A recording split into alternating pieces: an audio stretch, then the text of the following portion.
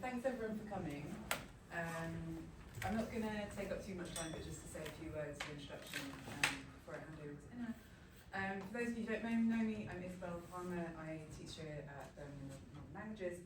And this performance is one of a series of events that I, Natasha, and Olga have kind of co-organised as an extension of a project we were doing in the past 2 years called Russophone Literary Diversity. So this kind of comes out of that a bit. I should thank the university for giving us some funding to help some people come, including Inna.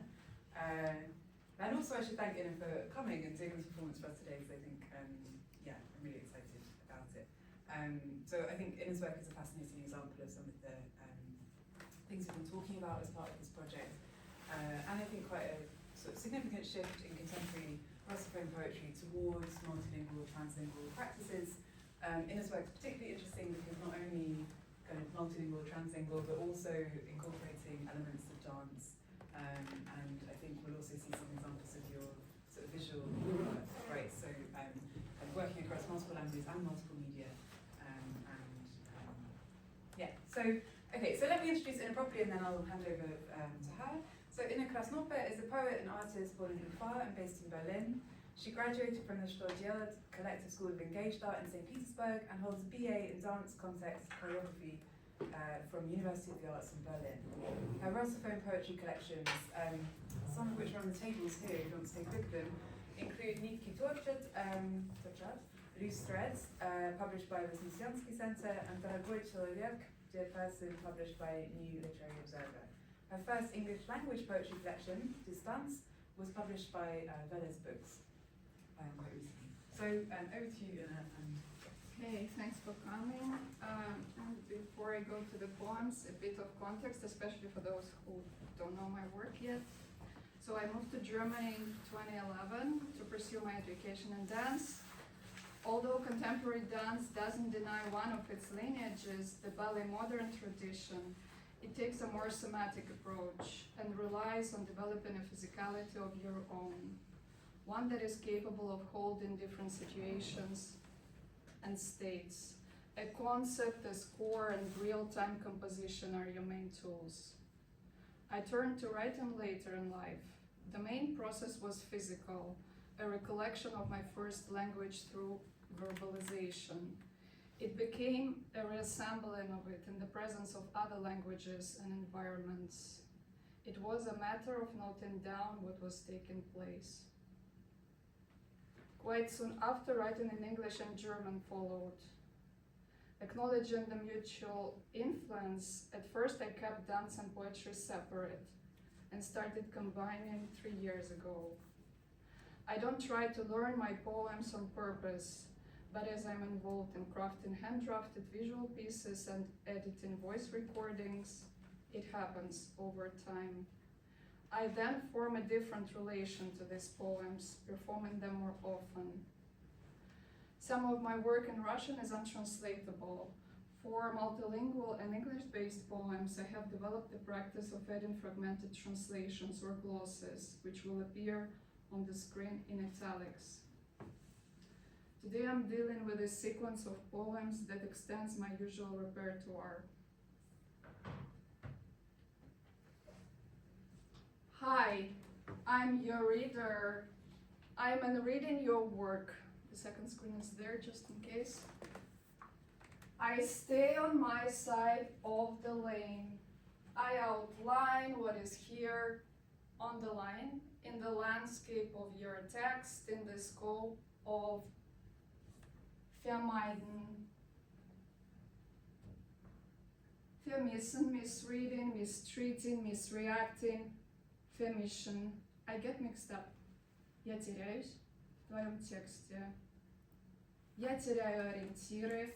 Poetics или поэтика, поэтики множественного или единственного. Fourth person singular, fourth person they. Versehen. Aus Versehen habe ich hier was anderes gesehen. Gerät, geredet, gerät, vehicle. Art as vehicle. Vehicular language as opposed to язык перемещения, язык колесо, языку звук. Свыкнуться тут, sich gewöhnen. Останусь здесь. Взвесь, взболтать, пассеровать, взболтнуть, вывалить, шлепая, тащись на шлейп, тау, за птичкой. As you're attached to the screen, I'll remove it. Im voraus, impact, implication. I am implied in this implication, in this намерение, намера, пресечение, сечь, приближение, прибавление, to come, to coming, to welcoming. Too much of a well one can hear in a well. Its borders are welcoming the sound. Sound bounces back, backlash, backstage, back, stagnieren. To stash in a stock, squish oneself in a stock, stack onto. Accumulate, акупунктура, аккумулятор, зарядка, за, рядом, за, here, lunch, о времени хлопушка, о времени подружка, о времени нетрушка, о времени ни капли, шу, протерлось время, дыры плещут, глухари щебещут, щуки выплескали свои оскалы, а скалы отплескались, а плеск взыскались раз, через два, да через строчку, через мочку уха уставились глаза. А глазка времени, оплеска, оплеуха, опрыскиватель напрямую в дальний угол. О головы пустое жало, сбежало молоко, про кисло, кисло сладостью зависло. О висло времени, о весло овса полыни полного ведра, о рысь, о брас, оба, опачки, листочки. Это было, когда бы было, опрашиваю я тебя с вопроса первый, напред, последний, пред, угадать, предатель, передари предмет мотания, да, как же, как уже скукоживший, шеренга, шигада, добуду буквицу сюда, допрыгнуть до привычного станца.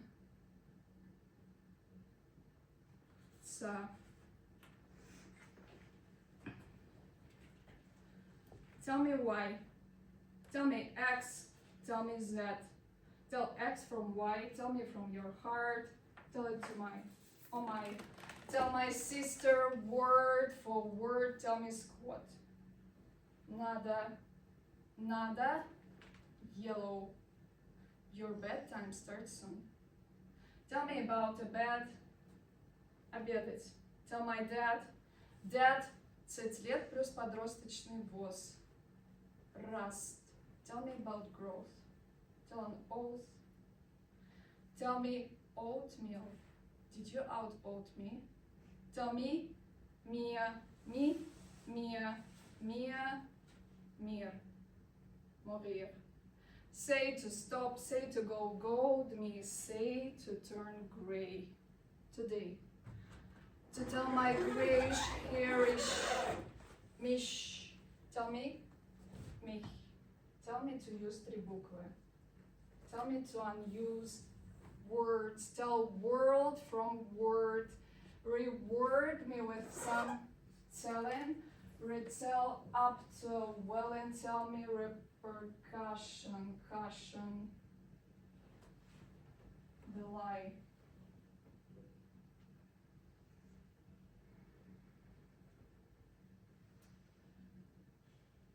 Entity out of identity. Entrada с порога парада. Threshold. Спотыкаешься.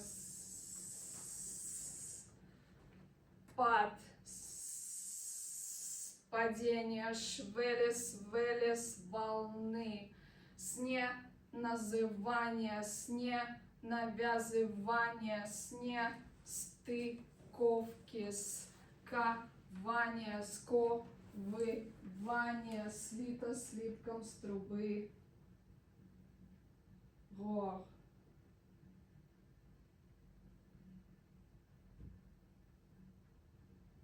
Частичка часто осознанно сообщением сообщником, щемящей щелью шерстяным канатом, конторой писем эпистем,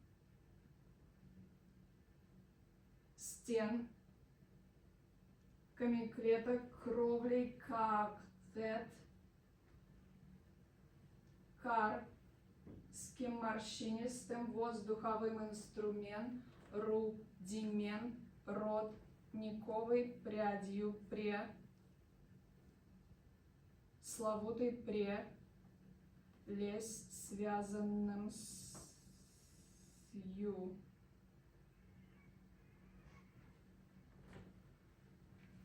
Вот слова.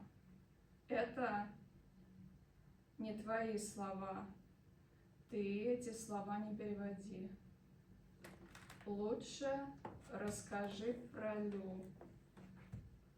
про лучшую людину, про односложную, несложно подчиненную, про молви, про молчи. Прочно прочти про то, как не надо. Доводим до вашего сведения. До свидос. Доброй ночи. Довольно большие ступени доводят вас до выхода из предложенного добра, порядочного, порочно-пружинистого такта. Так-то можно было бы и знать, а не вот это все писать, да слушать. This poem I performed the most. How long is the letter I? How lonely is the letter I? How long is the sound you? How deep is the sound? How deep is the sea? Have you seen the letter I? Did it show up? Did it show down? How long is the downtime of a downing letter I? Of a drowning letter, of a drawn letter, of a gesture of letter to the left, of a left letter to stay unattended, unended, in a long sounding, ungestured letter, in a let be letter, in a let it liter, in a letter trying to tell, lettre in pursuing the letter, in catching the letter at its end.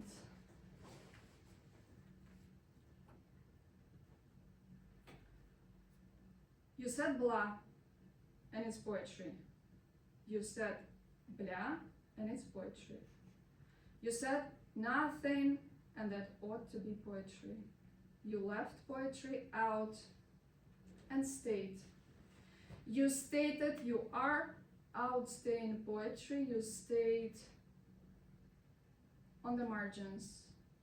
You said vagina and it was gigantic. You brought up crocodile Gena and his genetics. You said poetics and it's singular. You said Gulag and Ямало-Ненец Autonomous Okrug. You moved out and settled. You led your poetry elsewhere. You have pronounced your patronymic. It wants to translate as wolf. You were told you are getting some where? You were told you are getting some what? You've taken water into your mouth. You are still mixing up German pronouns. You have named what your poetry means. You have the means to outgame your poetry. Your poetry weighs a lot. You load your poetry into traveling storages. Your stories outrageous.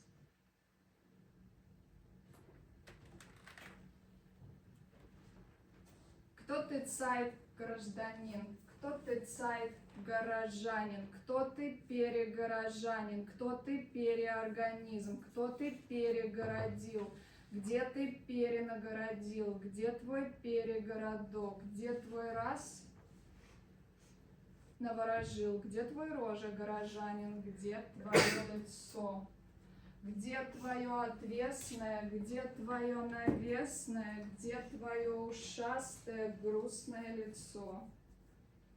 Цоколе лицо, циркуле лицо, отконцовано лицо, облицо, но от обливион лицо, от отливня, от отлитого лица, от пролив. От литого вставлено в ленность на оси лицо, на оси ось мёркой мерой вымото лицо, вы метинометкой, вы травлено травкой, вы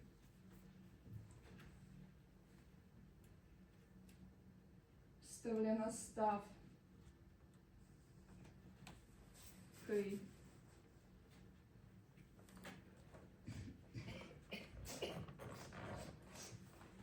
It is the end of the day what matters at the end of the day.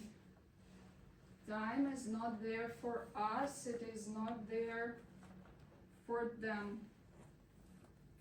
Time belongs to a body of work to be dealt with by dawn.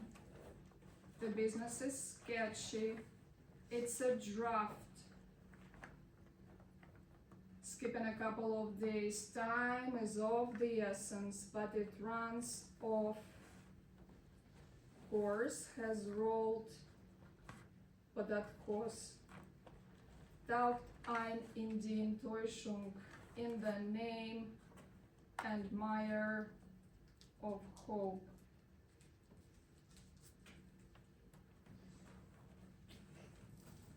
На мою землю свалилась комета. Она сошла с языка, но речь не о нем. Каждую ночь вокруг моей земли сверкают кометы. Они подбирают хвосты моих снов и выдергивают их навсегда с корнем. Каждую ночь моя земля наполняет Чертаново. Каждую улицу ходит и обходит вокруг. Кометный дозор, острометный прибор, водоворотный узор. Моя земля стоит интакт, но ее уже нет. Она заходит за тактический удар в такт, подых, подворот. Подворачивает моя земля подол и зыркает, каркает, как каракатица, подбирает подол и закатывает, залатывает, отлетают от моей земли. Опытные чернолесы отходят лесом, под весом спускаются вниз, надевая позор, как узор, чей намотанный шарф, размахрившийся, расшевелившийся, раз в квартал, бьют часы по талому стану, уставшей станции, утратившей челюсть.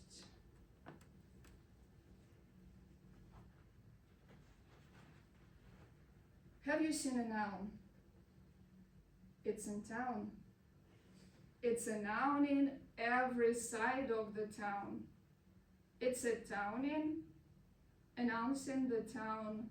It is pronouncing that the town is a town. Atop of the town топчутся люди. Tapping on the town, making it more towny. A typical town with some typos. The type of a noun to stumble upon and go down, up, down. On top of that is a town also the place of a swamp. If you want to swim around, come visit the liquidate town. Liquidating all the angles about town. The town would at least have some pumps. The town can't have too many stumps. But on the other hand, a stump was once a tree. At least this poem will not be getting into print. Its noun and no noun are not remarkable. It will not mark a town with its print. It might walk around leaving some trace, a trace of a to be left alone. Let us think on a clear day, sitting down on stump and stone. The final lines are a quote from Alexander Vedensky, translated by Matvey Yankelevich. Can I trust you halfway? Can I trust you half season? As of today, can I trust you with my left half? Will you take half tongue for my half? The half that goes off course around the hour when no one has a turn, when people are not zerbs to stand, sami не свои, when they do not stay by the door, hand to hand over. So I put these two poems next to each other because I feel door, дверь, доверие has some connection to me, but they were written at a different time. На двери висит недоверие, недовольно висит недовольствие. Тут бы снять или задвинуть с губ или с рук, выменить или отставить, оставить у себя догорать, догоняя уставший сон, прошмыгнуть через. Two more poems, one longer.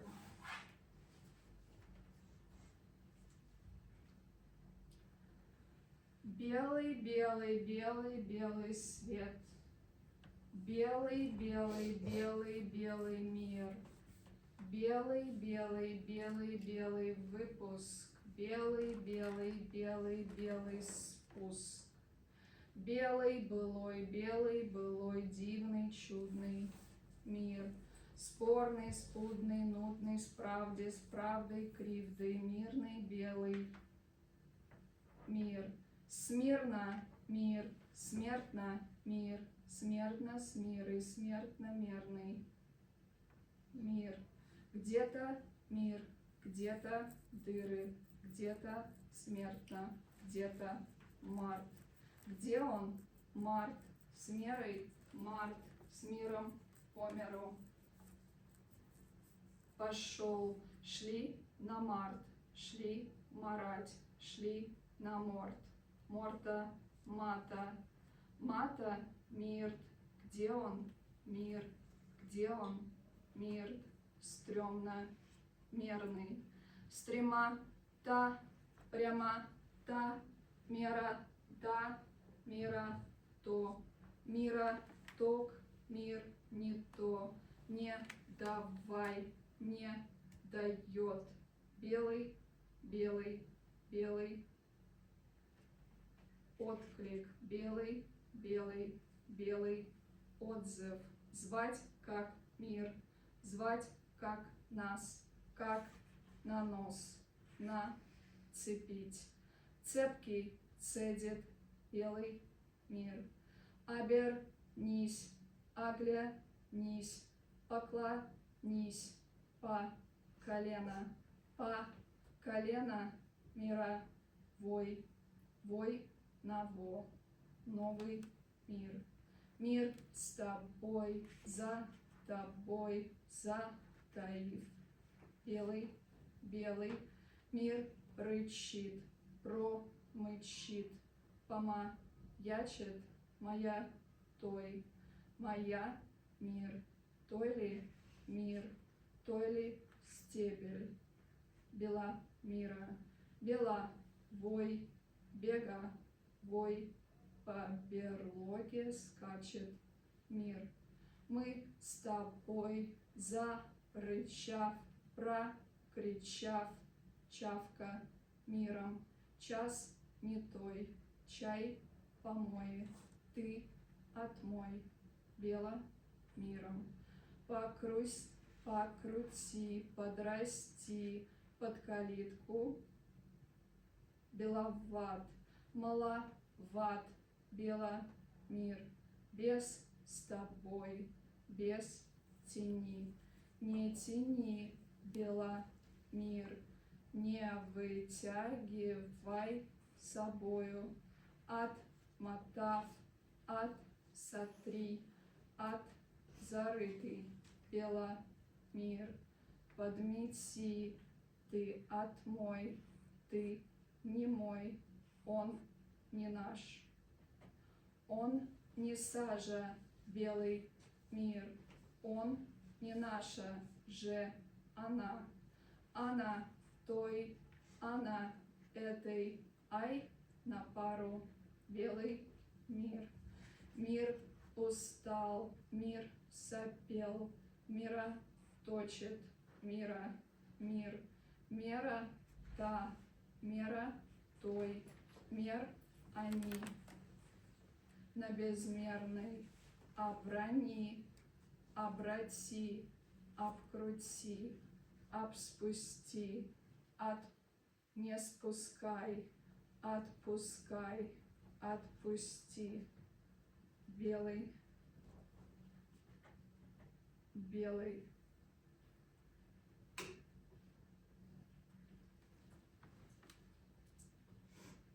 I heard myself speaking, I heard myself. I heard myself speaking, I heard it myself. I heard it, my herself, my himself, my part of my him herself spoke. I spoke of myself with a shady self. Self-seal wasn't possible, no salvation verfügbar. It enacted a fugue to a feige. I got myself some fatigue in hearing, heard no more, heard partially, no part after no part. It has parted me and left with some parts. I was departed among parts. They would not gather, they would build a wood, a wooden wood with no forest there. I would not hear myself. I could not have heard. I could have heard it, the hearing alone. Who would have heard, repeat after me, who would have passed by the outpost, who would have posted a brief out there after hearing something left out.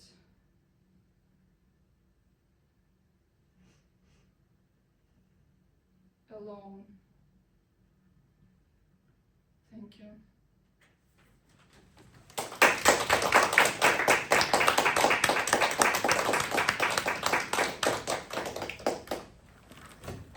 So, we've got some time for questions now. Thank you so much. That's really fantastic. I guess I could start with a question. I was wondering if you could maybe comment on the title you gave your performance today, so the Stikhi, stikhiyno. I'm wondering if that's like a description of your poetry practice or your performance practice or both. It's quite a recent title I came up with. I think I'm interested that the texts are fixed and how I perform is open and really depends on the situation. That's why I thought there is some stikhiyno in that. There is some unpredictability and yeah. But generally, I'm not sure I have like specific words that would necessarily describe my practice. I can kind of come up with the title if I need to, but otherwise, yeah. So the movement you do kind of changes each time? Yeah, yeah, and it very much depends on how people respond, if like how weird their faces are. And if the space allows, sometimes in the bars we can be, I mean like the vibe, yeah. But that's what also I was doing when I was doing performance, that some things are set and others it's like a score, but other things are really depend on the moment. It really comes through the idea that you wanted to deliver, right?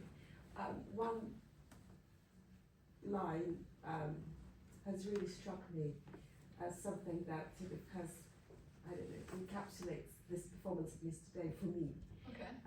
Which is the poem, the text that the poem is not in the you don't want it to be printed. No, the printed, yeah. How you sort of well, the idea that I kind of understood was that if it's printed, it's almost like imprisoned. It's imprisoned, and you free it by taking it off the text, off the list, and off the paper, and walking with it, and sort of breaking. Yeah. And it's like kind of this idea of a poem going for a walk.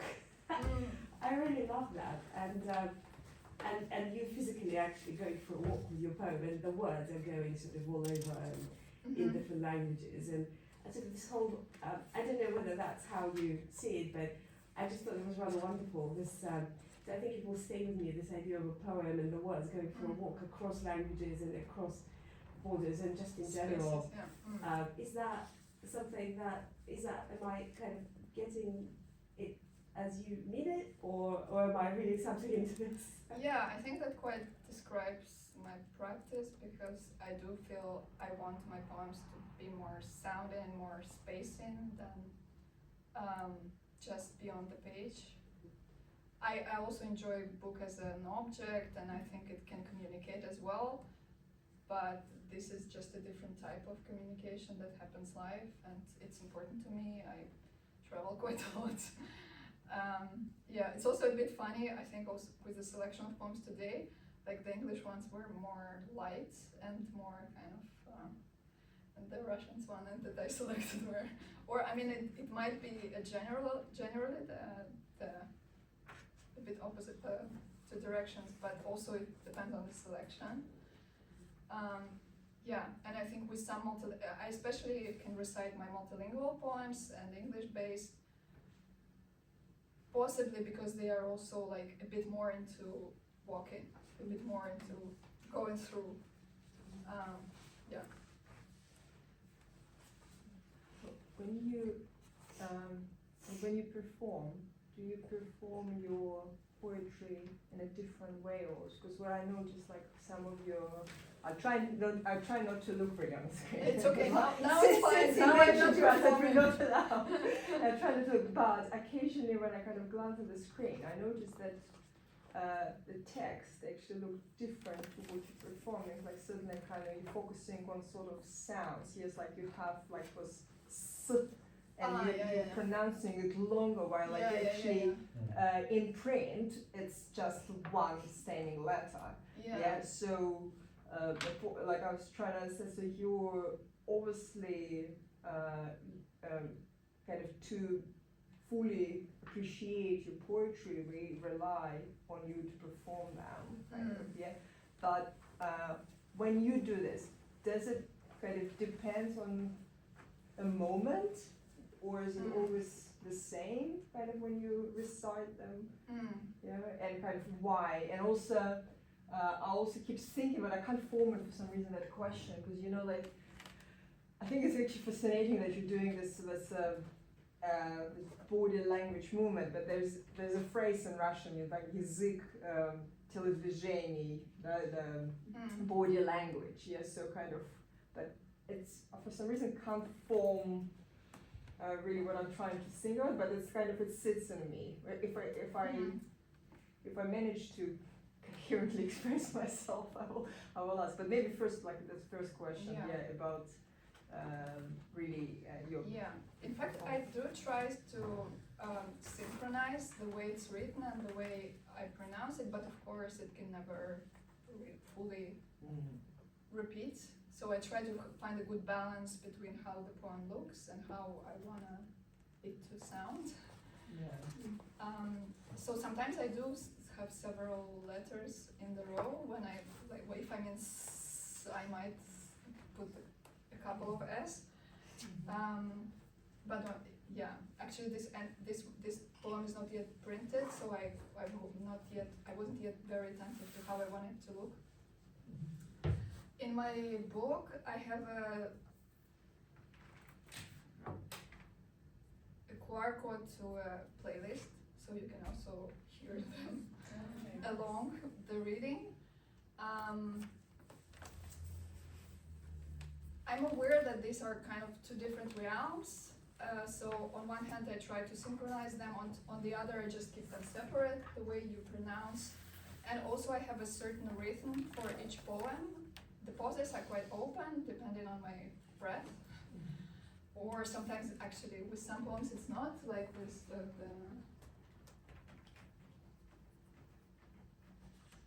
I was quite sad that I want this epistem, so like some pauses are embedded and others are more dependent on the breath. But sometimes also this rhythm that I'm myself already used to, I try to break it, especially like with the most performative poems, I try to kind of like have a different intonation and just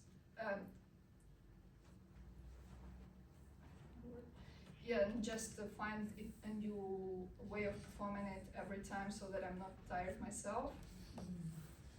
I'm not sure if I covered it. And have you heard others reading the poetry? I heard, yes, some. How does it? It's really to you, like it's really different. Yeah. And how do you feel like, because you're performing and it's they're yours, and but when there's someone else doing this, they're doing this in their own kind of in the way how they perceive it. How do you feel? Like, do you feel like it's something kind of stolen from you, or? No, it's like the poems are there for everyone. So I'm fine. And they can read it out loud. Usually people don't do that much unless it's a project of reading someone else's poetry, or so I'm not hearing it much. I cannot say, but I would love to. It would be really interesting. Yeah, because it will be a totally different experience. Yeah, that's kind of. But it should also be different. I have a kind of related question, I guess, because when you read your poetry, it's quite, and I suppose, it's kind of strikingly, impersonal is maybe the wrong word, but there's not a sort of, it's not like lyric subject poetry, but then there's this really in the performance, in fact, then your body and breath and movement is kind of really almost takes the place of that. So I just wonder if you could comment on that. This kind of Yeah, I myself, I'm not a fan of people like doing this very hard felt reading because I think the words should communicate themselves. You don't need to put much layers into it. So that's why it's kind of minimal, if you call it my way of reading.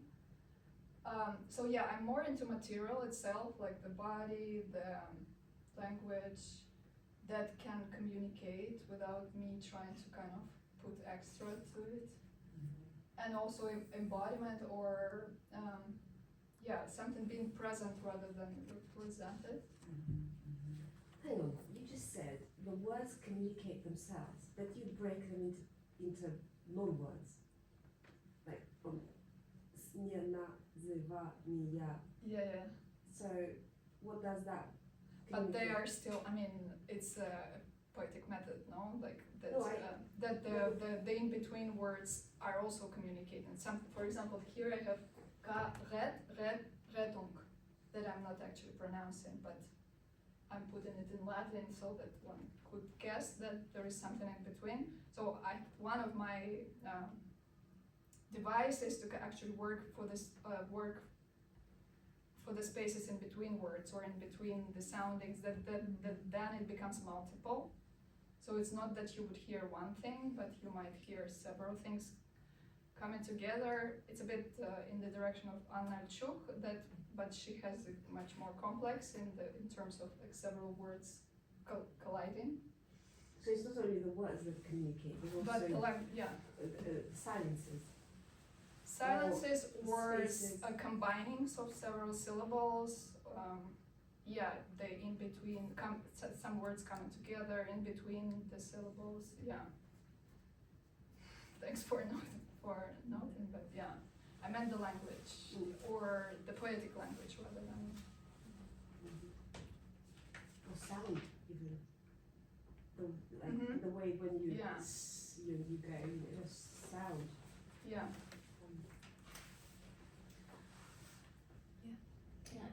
Thank you so much. Sorry, Sorry. I didn't see you. I have a question about your hand movements. Yeah. Because I noticed just how important the gestures and during some of your readings, when you were reading certain poems, I believe those who are addressed to an addressee were used. Yeah. Maybe it was just my impression, but I felt like some of your hand gestures reminded me really of the classical rhetoric tradition. Which tradition? Of rhetorics, like Roman, because there was this very elaborate system of how to draw and keep the attention. You know, if you were a Roman senator and you had to speak in front. Italian people. And there is a whole system of how to communicate what hand gestures to make, and so that was you move in space, your body moves in space, but your hands also talk to us and point. This is how I felt during the reading, that you're telling me this is important, listen to this, because you know that this, right, this, and so that was, I really enjoyed that. And then on other occasions, I think it was during one of the final poems, you kind of held your hand, and I felt that, you know, the hand wanted to go somewhere, and the other hand was, you know, like, don't go there, and this is the wrong direction. So that was, I really enjoyed that. Yeah, thanks. I think so the movement and gestures, sometimes they are really close, sometimes they are further, like the more the movement is, I don't know how to call it, composed, or the more then further it is from a gesture, and a gesture might be like really simple, like addressing someone. So I think I'm also, when I did dance, I was interested in like this border between a gesture and the movement. And as I mentioned, like sometimes some of my readings are more performative, and then they go more into movement, and others are more casual, then they are more into gesture and just positioning myself, in fact, in the room. I find it also important to kind of spread the frontal situation. Yeah, but thank you for your comments. Yeah, just I'm curious, when you, let's say, draft the text, you prefer to type it or to handwrite it, and kind of how the embodiment and the physicality of your poetry reveals itself in this act of fixation. I had two practices. One was like automatic writing, handwriting, and the other one is when I would just have an idea of the first line, then I would just get to my smartphone, and it's important for me to write in the moment, and it can be in between spaces, traveling. The ones that are hand drafted here, they are like made on purpose. Once the text already was typed, I then create a visual version of it. It helps me also to relate to it as an object, like for example the letter I, that I kind of perceive it as one thing. And then my performance of it is, I guess, in some ways related to me remembering it as one. So it's less like a partitura, what is it? And yeah. But I think I have just a variety of practices. I cannot say like there is a strict relation of one to the other. And I'm fine with both. Editing is nicer when on the device. I was going to ask you about that actually because you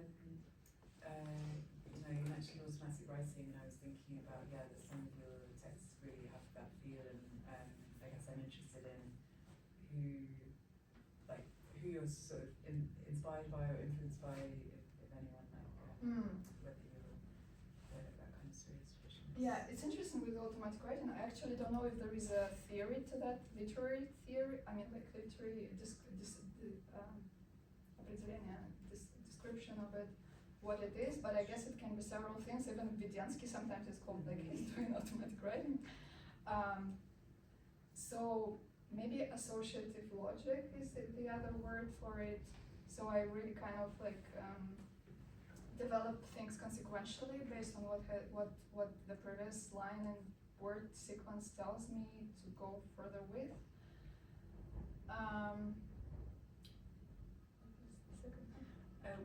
I'm just interested in, who you're also The influences, yeah.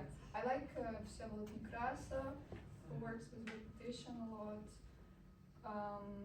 Елизавета Нациканова is someone important to me, but I'm not really going that wide as her with the sequences. Like she has poemas and but for example, the one that I read, the Ilamir, it kind of inspired by her cycle. And what about, do you see, it's because, now you're publishing a lot in English and English, and you mentioned earlier that, maybe it's just a selection for this, but your Russian poems maybe they're different to English ones, I guess. Do you see yourself within an English language tradition of any kind, or do you sort of inspired by these Russian or Western poets in English as well? I sometimes enjoy reading English language poetry even more because so it seems simple, but like just a shift of word order or combination of words, and then it's a different story, and I like it about English. I try to read like Eugenian, some other poets, but I'm still in my education phase. So I could name Eugenia Stashevsky as someone who is working in the translingual English-German kind of combination. Did you start using other languages while you still lived in Russia, or? I generally started writing when I wasn't in Russia. Uh-huh. I was in Germany.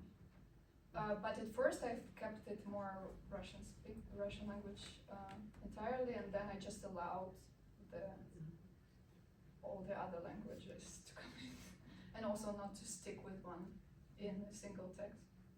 And is it because you were inspired by other people who were around, or because you were living in a very multilingual space, or is it because you, I mean, Several reasons. Yes, I think the everyday language practice that you mix anyways, and your thinking is also multilingual. Like, why not allowing it in poetry? Also, like Vladimir Peshchenko, is linguist from Moscow, he asked me to gather some mixed poems, and then I realized I do have them already, and like this gave me also again an allowance to mix more. But I still don't want to be called like just a multilingual author, because it doesn't tell much. I feel it doesn't. So I prefer to be called a bilingual, because most of my texts are either Russian-based or English-based. I think we had a question here in the bar. So. Yeah, okay. You used the word partitura. Yeah. Can you please deepen the concept? Like, what do you mean? I think especially with my Russian language text, it's like, because it's so detailed, it's important how, like, the way it's written, the syllables, so that I then am capable of reading them out loud. Like, some poems I would never be able to recite. They're too detailed, too kind of complex. So then I related to it more as partitura in terms of like matching of the voice and the. I'm not, so I don't know much about music, so maybe I shouldn't use this word or find another one.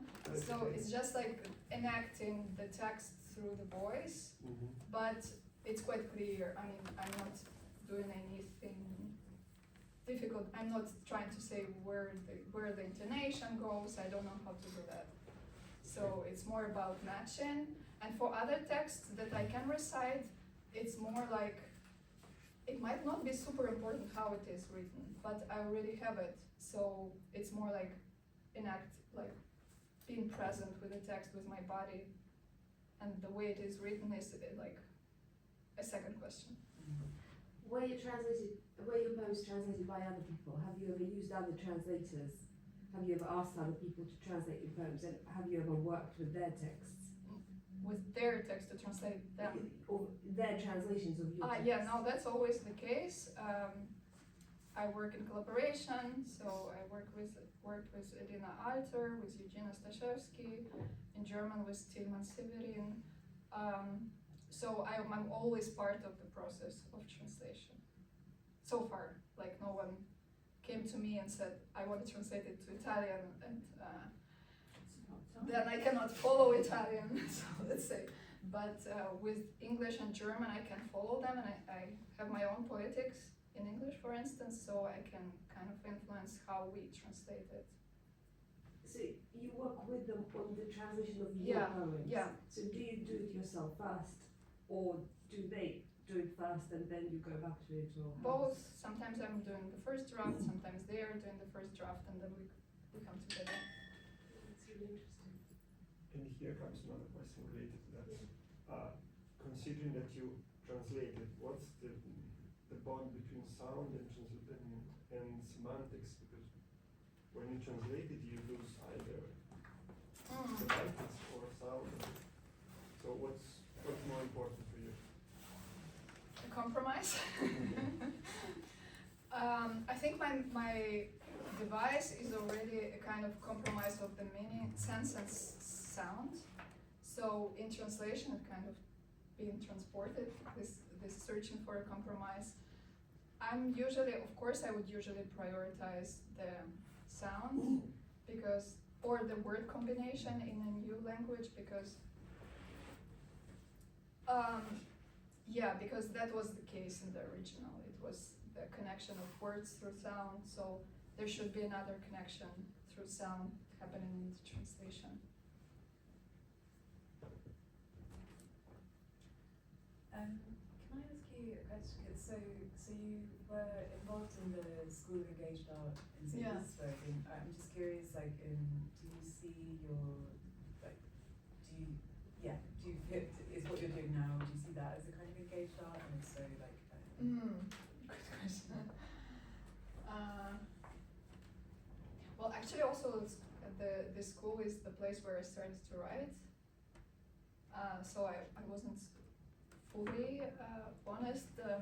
I was living in Germany, but like I was traveling to Russia for a short time, to St. Petersburg, as if it's not Russian. And so the kind of like, again, the meeting back of the environment, or the combination of environments coming together played a role in me starting to write.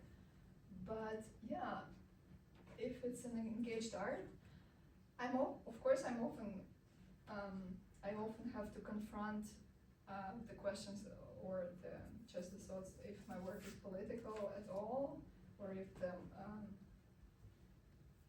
the work that is still busy with language can be political.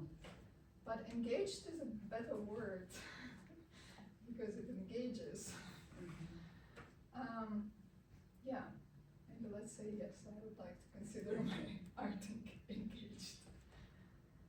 because it's not like, I mean, like, we had this one poem dedicated to Navalny here, Yeah. but that's like the only one that felt kind of like, it's like overtly sort of political, I guess, or, I don't even know But if if that you is would political. if you wouldn't have a dedication, you wouldn't be able to say, because Mhm. it's again quite abstract. Mhm. So yeah, but I think especially with poetics, you cannot really, like, you cannot want to start working explicitly if that's not your poetics. So I think one should just expect. I mean, there's, I'm interested in the way you talk about your poetics, and because I guess I read a few things in preparation for this, and just like, where do you, because sometimes I don't know what it kind of was, how did you come to it, or where did it come from? To 'Cause- poetic? or yeah, your particular, because I guess sometimes the way you speak about it, it feels like it, you know, you started writing and this was just the way that you write, and then you continue, Yeah. or I don't know if you could say more about that, or Yeah. if it develops and changes, or I don't know. It does develop. Recently I came up with the term, like, or not came up, but like I started to apply the term physicality more to poetry, and I think in language you usually say materiality, but I like the physicality because it's an embodiment, because it's as if a space on its own. This is actually one of the questions I had prepared, because I was thinking like, and so like your poetry, it has obvious overlaps with kind of Zawl, and like this kind of very sound based, and like that sound is often the way that we talk about materiality in terms of language, but then yours, it does, like, it's not just that, it's like it's Yeah. physical, like spatialized, like Mhm. some kind of different physicality, so it's interesting that you say that. Yeah. Also, to me, it in some way refers to autonomy, like because it's a space on its own. So, and it happens every time differently in different spaces. So there is an autonomy that kind of asks for communication. I'm really interested in collaboration as well. How does collaboration with your translators, people, co-writers, I don't know, how does it come into that individual performance? And to what extent your texts are the products of your individual work? But And to what yeah. extent they also reflect that collaborative work, and how is it acknowledged? Does it, how does the collaborative part of it, or the collaborative process that goes into the product, right? How is it, what role does it play? And do you still consider them as the results of your authorship or collaborative? Well, you haven't heard any translation today. No. Okay. So the English language work was original work. But since I'm involved in translations, this means I like this text that comes out is also my text in part. So I can also recite actually a couple of translations by now as well because I've been reading them out loud. And I think it's nice because if it would have been done by somebody else completely, then I guess I can read this text still if I like it or if I have to. But I would have less relation to it, and it wouldn't have gone through me. So in a way, like if it's a collaborative translation, I can also forget it's done by someone else as well, because it's just a text. And if I like this text and if I wanna pronounce it, then it becomes mine as well. But it's not just mine. I would mention it's done by few people, and so I didn't have like completely collaborative projects when I would work with someone, but I'm curious. I think once you have your own relation to a text, it's not that important anymore. It's still, then actually you become more important, you, the listeners in the space, then we kind of like go with the text together. Oh, so yeah. Do you want to go first? Just a very short question. How did this? How did your decision to engage so much in English poetry came about? Because you live in Berlin, I know that you speak brilliant German. Oh yes, Not you brilliant. do, yeah. And and I mean we see these like remnants or shadows of German in your poems. But so far to my knowledge you haven't really written German poets in the same way that you write English poets, have it? Yeah, I have 2 poems in German published in Austria, but I write in German much less. I don't know. I mean, in the arts, English is a working language, so you are used to kind of use it. You are used to have it on an everyday basis, and it wasn't a big leap. Like the difference between my Russian language practice and English is just 2 years. Like it followed quite soon. But then, actually, in 22, I started to invest more in publishing and in editing and trying to have this other identity, and it was just like a way of feeling better. Because if you have this identity, you don't always have to bring your other identity to the table. And I'm reading a lot in the US, I enjoy it. And my book the last book came out there. I think I might still pursue writing in German, but when my resources,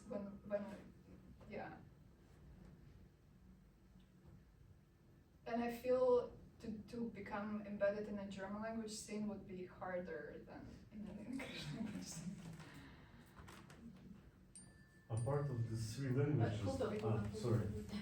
Thank you, Ines, for this performance.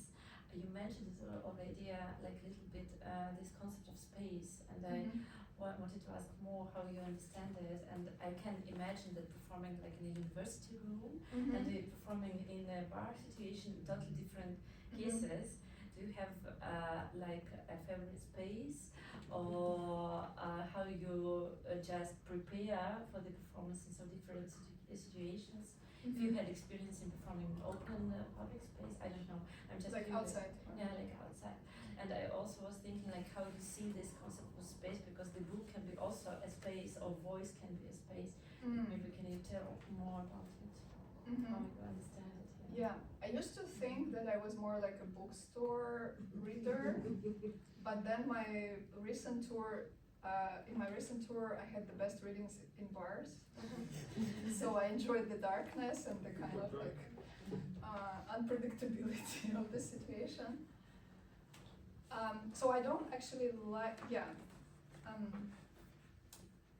this scene faces, so I'm in between. I like scene faces and I like to communicate, and that this means more like a daytime room.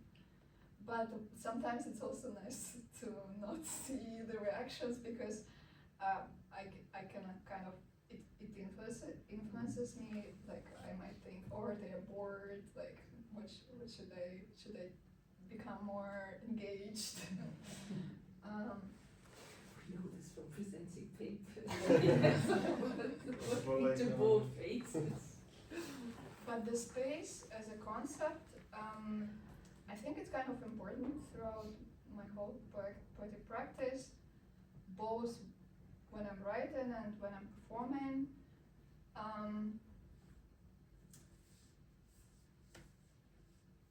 I get just being sensitive to a space and just trying to be present and less kind of in the ideas of what it is, what it could be.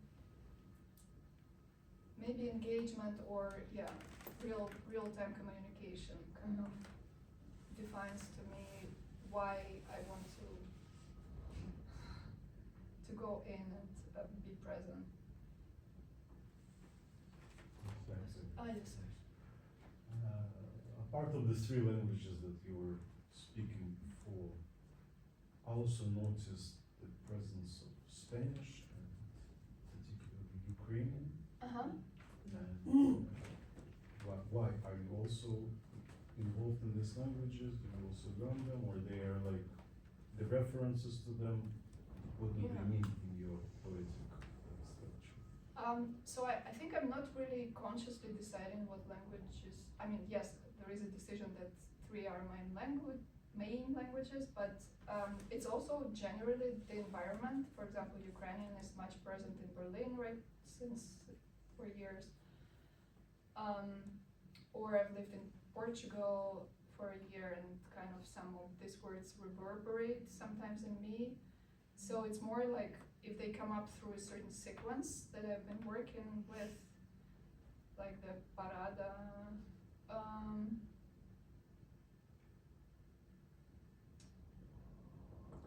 So I kind of, but then, for example, with Ukrainian, of course, I don't have a right to kind of engage with it more.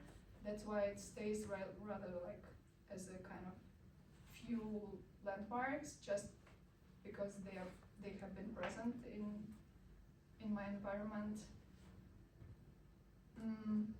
I also decided I don't want to work with another Slavic language because I'm not a linguist, I'm not a scholar, and this would mean, and I like that all the languages I'm busy with are kind of having distance between each other. So I kind of reflect on it, but at the same time, just anything that enters my world is also fine to kind of include it at one point.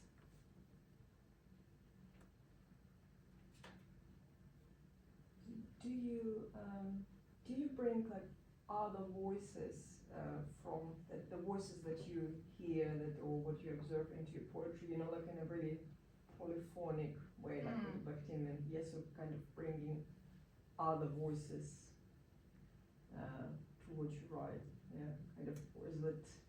Yeah. Because like you read something, I can't remember what, but when you're emphasizing exactly like, kind of, do you know what word is it? Kind of, what are the words? Have you heard that word? Something to that extent, sorry. Yeah, but it feels like almost you want the reader to kind of remind the reader or audience that the words that we read in the book or that we hear now from your performance, they're actually the words that we know, but they could be not your words, it's the words from outside. Yes, or something like you're working on the street and you hear people saying something, and then you're engaged with this, and then now appearing in your poetry. Yeah, I think it's kind of how you feel about it as well. I think it's kind of common in contemporary poetry that you that some words, phrases just trigger you, and then you kind of engage with them. I don't rarely I might have like the really quotes, there, but usually it's rather the environment, everyday environment, or also digital environment that kind of, for example, the Navalny poem, I have actually two. The other one is Russian. Yeah, it was triggered, the one that I've read, it was triggered by gruesome phrase «Время работает не на вас, труп разлагается». And yeah, so sometimes something just kind of grabs my attention and then I bring it in, but I might transform it. Sometimes it's really marks, sometimes it goes in as it is and marks some kind of social situation, but I don't think I work again on purpose with like bringing more voices in. It's rather something that my body takes in. But it's also a common practice in contemporary art as the practice of found objects. Mm-hmm. So this kind of basically practice of found words that you incorporate in your texts. Or like you mean verbatim also, on purpose collecting kind of, found, I mean, my poetry is not documentary poetry, so we're clear. In a way it is, because it's your documentary reactions to the triggers that you face in the reality. Mm. And you document yourself through that. Or the parts of the reality that triggered you. I wondered, because you use a lot of so-called deconstruction methods in your text, does it important for you to kind of deconstruct the language, the pieces of the reality, how much this deconstruction is the part of how you feel and understand and work?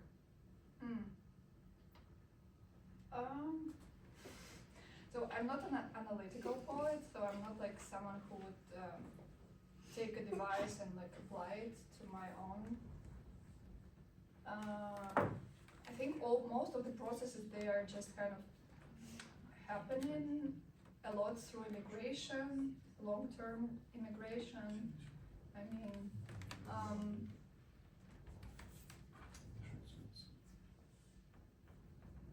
and I think I like that in poetry you can go, like the reality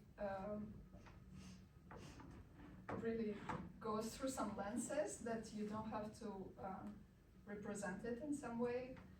And that's why I'm also talking about this embodiment, this physicality, that it's a bit still a different reality as well. It's not a social reality in a way. It becomes a social reality as well, but somehow, you are not kind of like representing some idea of what society, of what human being is.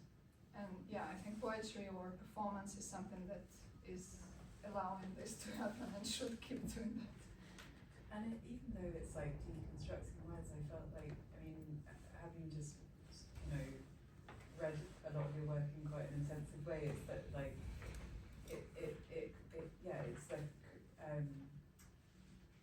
it kind of creates its own world, like, when you, just after reading lots of it, there's this sort of, you're immersed in this new kind of, there's a new sort of space or existence that emerges in it, and then kind of fascinating and it like builds something as well as deconstructing it. Sorry, I had a question, but it's just come out of my head, so maybe if you did or not. Yeah, but I agree. It feels like you make it yours, right? I mean, whatever words come in. Did you write about any other letters? No. Why did you privilege I? I was actually editing a voice recording of another piece, and it repeated I, and so how long is the letter I? It's like how long it sounds in my headphones. But also I'm Ina, I, and also Ya is the last letter of the alphabet. So There's no Ya there, so. But then I. Oh yeah. I remembered my question, which is, I mean, you mentioned like sort of moving a bit towards, if I understood right, doing more in English after 2022. Yeah. And I guess the fact that you started writing poetry kind of after you left Russia, and the way that, it's kind of like Russian's your first language, but almost as though it's not your first language of the poet. Like, or is there kind of distance from it, or a way of looking at it that's like as though you're kind of a foreigner, like hearing what the sounds. And so I'm wondering if do you find that the way you perceive Russian is like changing over time, and not just like partly obviously because of the war and the kind of changing feelings about Russian, but also in terms of your own proximity to or distance from it? Yeah, I think my main trigger was kind of like, actually why I started to write was precisely because I was perceived, like I was coming back to my first language with a different eyes. So, and the main curiosity was like, I remember it, but also there is certain recollection happen in real time, and this moved me to actually write poetry. With time, I guess, yes, it keeps evolving. For example, at first I couldn't say yeah, like my first poetry wouldn't have yeah at all, and then I started to edit in my second collection a little more, but it's actually a bit subversive even, like I still cannot really say about my experience in Russian directly. That's why I'm using I and ich. Also, I started in Russian as well. I started to work with pronouns a lot, and like, what does мы, они mean, if it can mean something.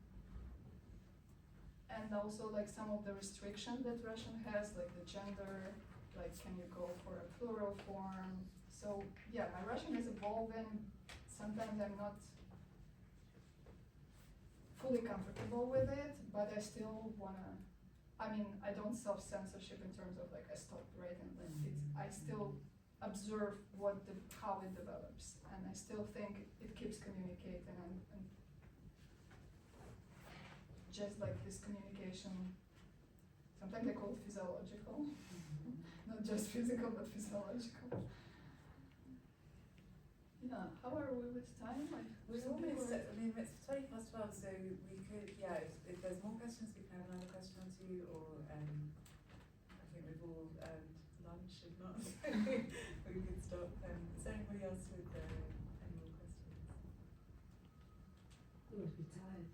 Yeah. I'm fine. Yeah.